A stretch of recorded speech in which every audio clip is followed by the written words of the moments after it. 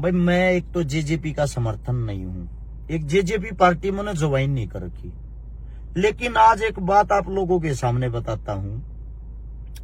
Hisar university का VC जो RSS संघ का बहुत ही प्रिय आदमी है,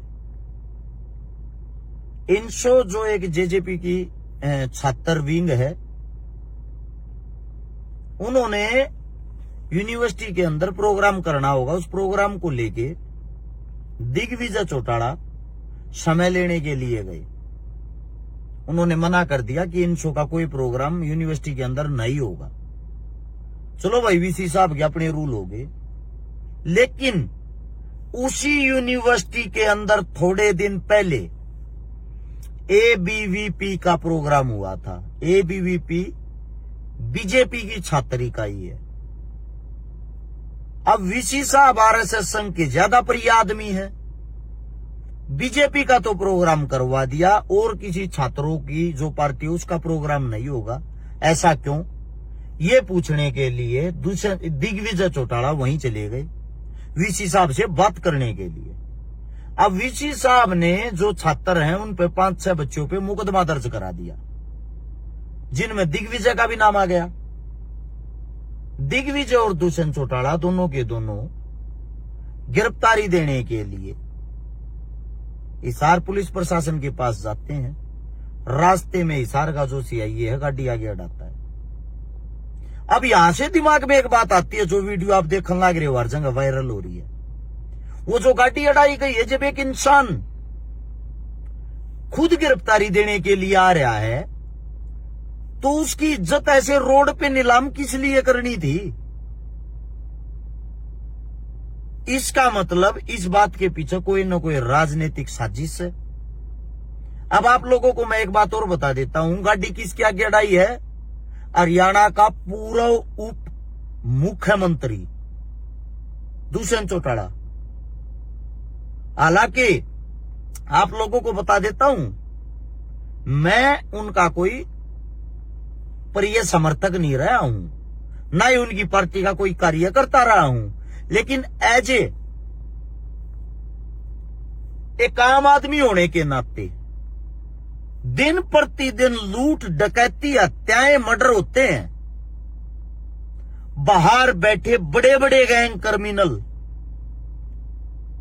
किसी न किसी से पैसे मांगते, किसी न किसी को मारते हैं।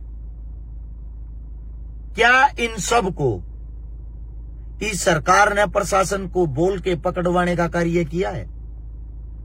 अब वहां उस दुष्यंत और दिग्विजय के काफिले के आगे जब गाड़ी अड़ाई जाती है, मान लिया भाई सीआईए का काम है गाड़ी आगे अड़ाना, गाड़ी आगे अड़ा के वो गिरफ्तारी तो डालते होंगे, वार्तालाप तो करते होंगे, सवाल जवाब तो होता होगा।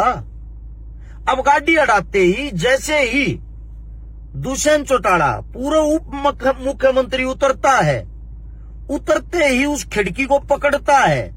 उनके बीच में जो भी बातें हुई होंगी मेरे को नहीं पता, तुरंत वहां से गाड़ी को भगा देते हैं। इस बात का मतलब क्या समझे? सबसे बड़ी बात है ये।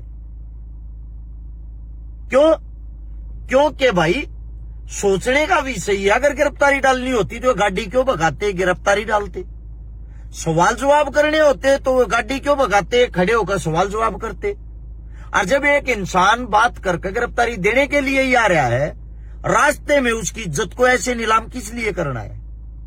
पहले तो आप लोगों को बताता हूं, आप किसी भी पार्टी से हो, किसी भी पार्टी के कार्यकर्ता हो, सोचने का विषय और दुख का विषय इस वक्त ये है जब इतने बड़े बड़े नेता मंत्री ही सुरक्षित नहीं है, जो कि उप प्रधानमंत्री चौधरी देवीलाल जी के परिवार के अंदर से आते हैं। अगर उनके ये हालात हैं, आने वाले वक्त में आप लोगों के और हमारे क्या हालात होंगे? इन बातों से दो ही बातें हैं, या तो हिसार का जो प्रशासन है वो अपनी मनमानी कर रहा है, उस पे सरकार की कोई पकड़ नहीं है, या फिर सरकार जानबूझ के जिसकी चाहे उसकी इज्जत को तार तार किसी भी वक्त कर सकती है। और वीसी साहब जो है, वीसी साहब के साथ पहले भी बच्चे धरना प्रदर्शन पे बैठे थे। वीसी साहब का कितना अच्छा रिकॉर्ड रहा यहाँ पर हम सब जानते हैं। इसीलिए मैं बार बार एक बात कहता हूं भाई, ये जो आरएसएस संघ ने हर चीज के ऊपर कब्जा कर लिया है, इनकी कहावत है बटोगे तो कटोगे, वह सच्ची है। तुम बट रहे हो और कट रहे हो, नंबर सब का आएगा, याद रख लेना। हरियाणा के अंदर ना कोई नेता बचेगा, ना कोई मंत्री बचेगा, ना एमएलए बचेगा, ना एमपी बचेगा, ना कार्यकर्ता बचेगा, ना आम जनता बचेगी, ना किसान बचेगा, ना जवान बचेगा, क्योंकि आप लोग पूर्ण रूप से गुलामी स्वीकार कर चुके हो। यार हद की बात नहीं है। एक पूर्व उप मुख्यमंत्री कुछ तो इज्जत रखता होगा, वो उसकी इज्जत को भी ऐसे रोड पर तार तार कर दिया जाता है। आदि नहीं होगी। आप लोगों को इतना ही कहना चाहूंगा, अपने लिए आवाज उठाना सीखो। और इस लड़ाई में जो फिलहाल लड़ाई है, मैं दिग्विजय चौटाला, दुष्यंत चौटाला के संपूर्ण समर्थन में हूं। चाहे मेरे को कोई गलत बताए या सही बताए, क्योंकि वो अपनी जायज लड़ाई लड़ रहे हैं। वो जायज लड़ाई कैसे लड़ रहे हैं? इनसो जो है, इनसो छात्रों की जो एक विंग है भाई साहब, या तो उनको भी प्रोग्राम करने के लिए जगह देते, या एबीवीपी का भी प्रोग्राम नहीं होना चाहिए था। कानून सबके लिए एक समान होना चाहिए। आखिरी बात, मैं कोई जेजेपी पार्टी ज्वाइन नहीं करने वाला। अब मैं इसीलिए इन बातों का गुणगान कर रहा हूं। मेरा मानना यह है, सच्चाई के साथ खड़े रहना चाहिए। जिस वक्त मेरे घर पे, मेरे परिवार पर बात आई थी, ताला लग गया था ना, हालांकि मेरा बहुत सारे नेताओं ने साथ दिया था। कभी किसी बड़े मन से उन नामों का खुलासा भी करूंगा, उनका धन्यवाद भी करूंगा, लेकिन उन नेताओं में से दिग्विजय चौटाला और दुष्यंत चौटाला, इन दोनों ने बहुत अहम भूमिका निभाई थी।